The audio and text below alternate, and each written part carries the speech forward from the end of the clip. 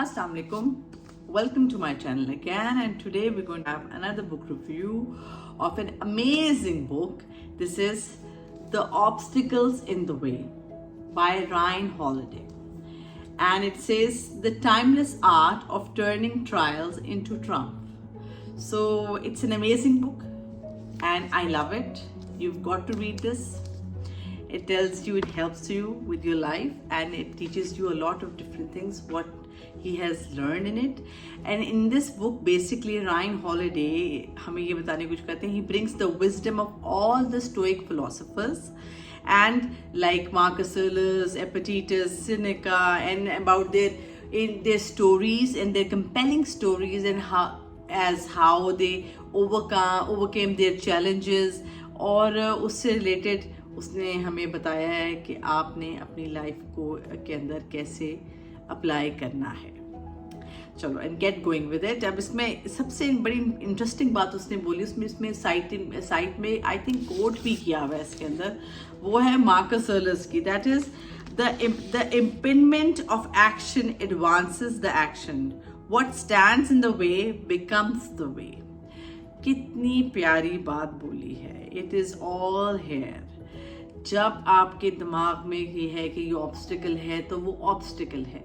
अगर आपके दिमाग में वो ऑब्स्टिकल नहीं है, वो एक चैलेंज है, उसको आपने ओवरकम करना है, तो आपकी थिंकिंग, आपकी ब्रेन की, आपकी माइंड सेट, आपका ओरिएंटेशन चेंज हो जाता है, and it's more productive for you to achieve your goal.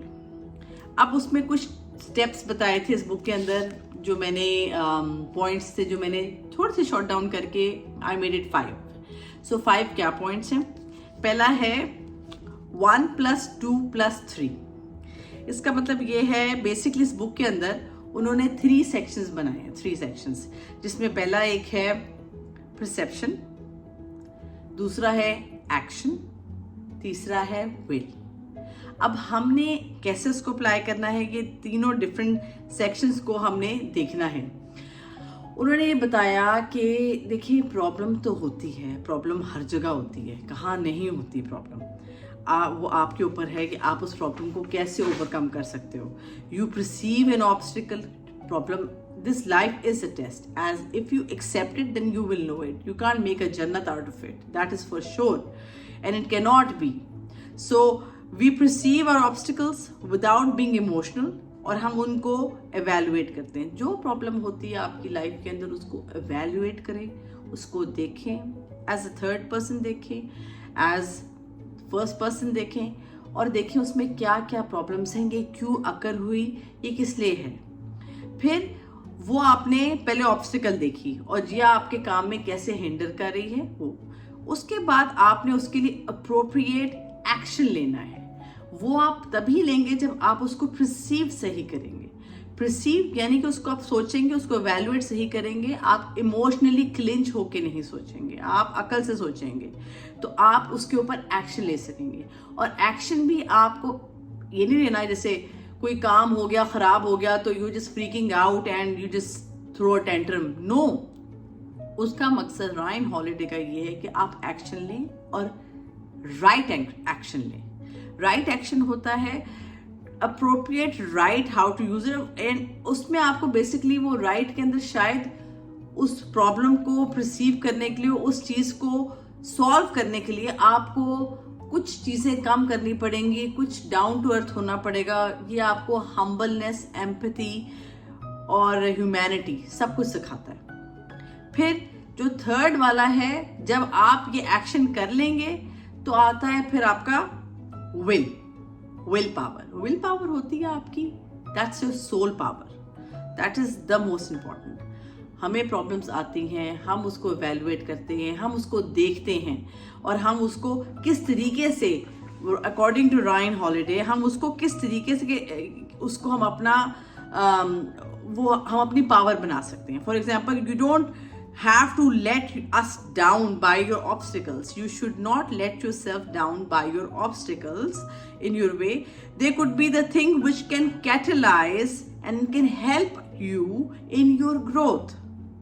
So always remember जब भी कोई प्रॉब्लम दिमाग में आती है, अच्छा आपको याद है we talked about Marcus Aurelius and we Hercules and gladiators, और कोई भी, वो सब टो में होते थे कि हमें कोई चैलेंज मिले। इसी तरीके से आपको अगर ये एक्सेप्ट कर ले कि इस लाइफ में चैलेंजेस हैं, to show your worth, if you got a challenge that means you have to overcome that challenge, and plus you have to opt for the right what do you call action or response to it, because response बड़ा matter करता है।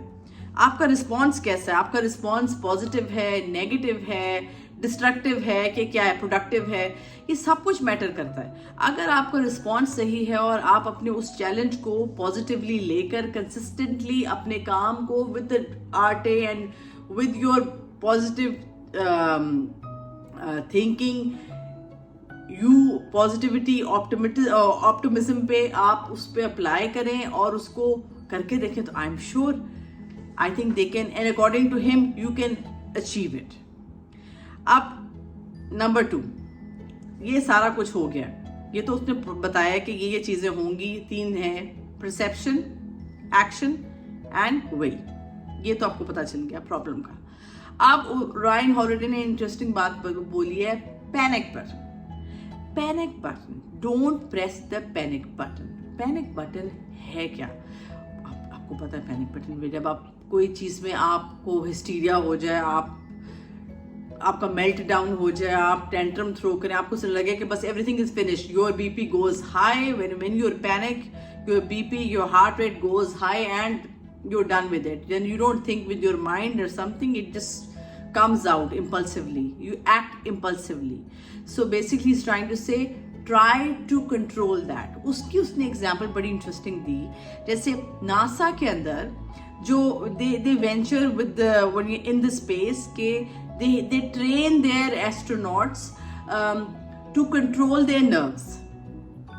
अब सोचें हमारा कोई एक काम नहीं होता सही तो हम फ्रीक आउट करते हैं, हम तो चीखे मारते हैं और हम कहते हैं भाई ये काम नहीं हुआ, अब तो एंड ऑफ लाइफ हो गई है, ये चीज हो गई है, और हम चेक उस टाइम पे शायद हम चेक करें तो हमारा बीपी शूट करके कहाँ पहुंचा हुआ होगा एंड हार्ट रेट तो हमारा बुरा हाल ही होगा।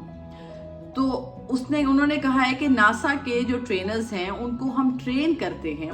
उसने रायन हॉलिडे ने एग्जाम्पल दी, फॉर एग्जाम्पल जॉन ग्लैन की। जॉन ग्लैन बेसिकली वॉज अब आप सोचें हमारा एक नन्ही सी चीज के ऊपर हमारा प्रेशर दिमाग का कहाँ पहुंच जाता है, बॉइलिंग पॉइंट कैसे है, हमारा हार्ट रेट कैसे एक्सीड करता है। वेयरएज जॉन ग्लैन की एग्जांपल से दी कि वो एक आदमी अर्थ है, अर्थ के इर्द गिर्द रोटेट कर रहा है। आप सोचिए एक कैप्सूल में रोटेट कर रहा है, उसको पता है दुनिया में वो इकलौता इंसान है एंड ही इज रोटेटिंग। उसके दिमाग में कितनी एंग्जाइटी, कितनी यानी कि कितना पैनिक और कितने फ्रीक आउट कर रहा होगा।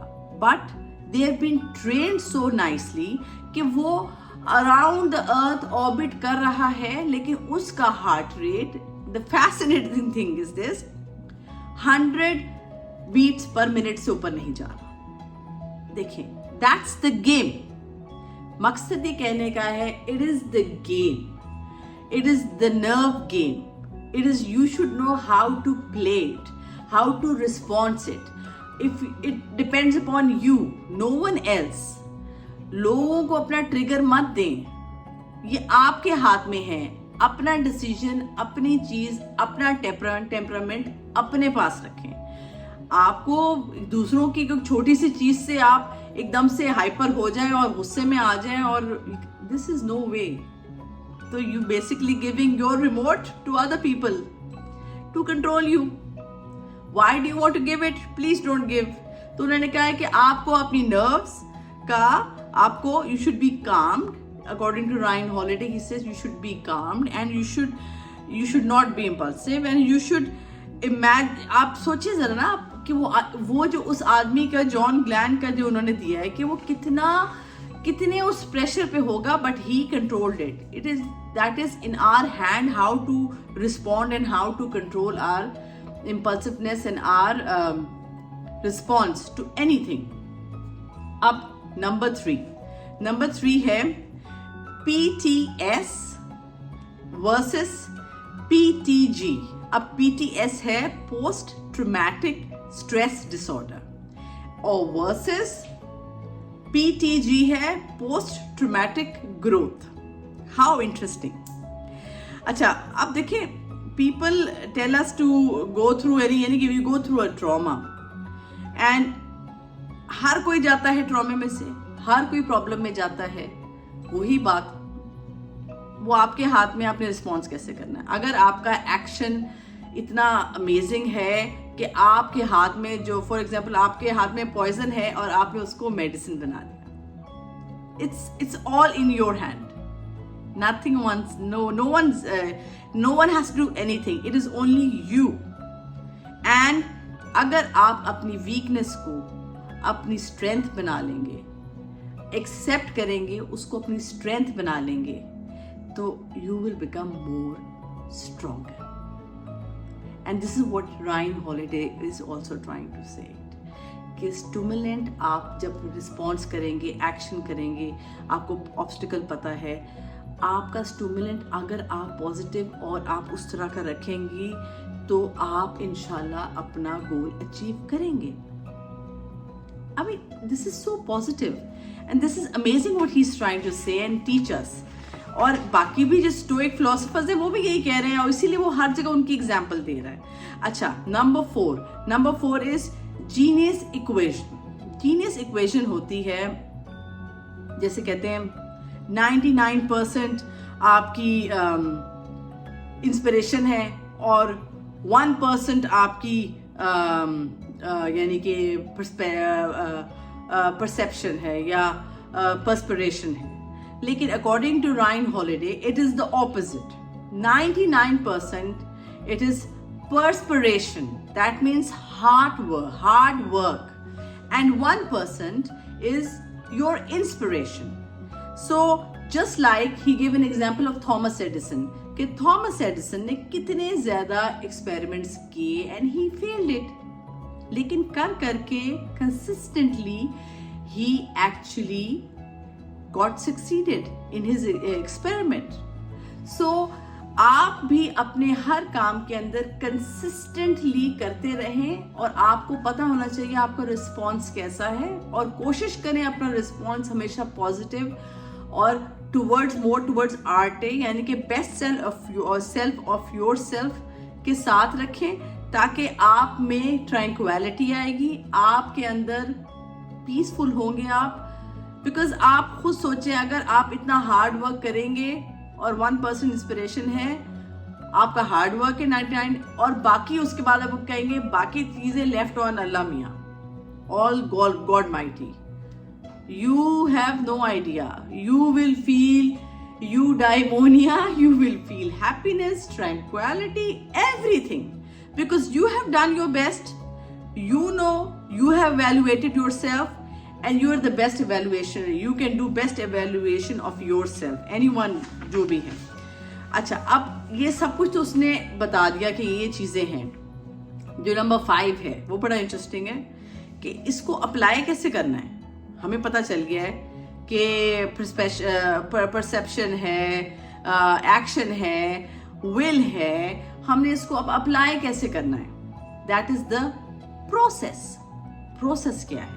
उसने फिर एग्जाम्पल दिया बड़ी इंटरेस्टिंग, बहुत अच्छी, वो है निक सेवन की. Nick Saban is basically a coach of Alabama and he is really popular for his work and that coach. उसकी ना एक टैग लाइन है जो बड़ी पॉपुलर है for all the motivating speakers and they all know it. That is the process and that process का जो word use करता है that is called finish. FINISH, finish, खत्म.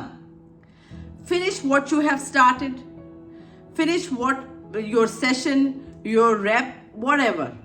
Finish your thing.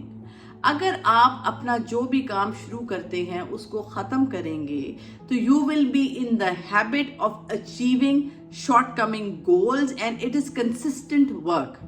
Finish तभी होगा काम जब complete होगा. तो आप basically जब आप finish करेंगे तो you will be consistent and you will be doing it daily. Daily और कंसिस्टेंटली करते करते आपके अंदर वो एक हैबिट आएगी and you will try to modify and get better and better and better and which will make you achieve your goal. So basically, don't focus on the outcome. Focus on what you need, what you want to be. And the outcome should be the byproduct of what you have worked. कितनी प्यारी बात. So, it is just like finish up करोगे कोई, for example, wind, हवा आग के लिए ignite करती है further. वो आग को बढ़ावा देती है. इसी तरीके से ये भी बता रहे हैं कि अगर आप ये हैबिट रखेंगे to finish things, you going to work consistently and you will lit the fire and you will succeed in your goal. And when you're going to succeed your goal, you will have eudaimonia, tranquility and happiness, and you will be peaceful. कितनी अच्छी interesting बातें बोली हैं कि अपनी जिंदगी से कभी हार नहीं मांगते. Try your level best. No one is perfect, but if you learn how to accept your problems and if you deal it in a positive way, you can achieve your goals. उसके अंदर ये आपको humbleness भी सिखाती है, empathy भी सिखाती है, ह्यूमैनिटी भी सिखाती है. I hope you like this book and try reading this book और tell me which one's your favorite point. Let me know then. Take care. Bye bye. Thank you.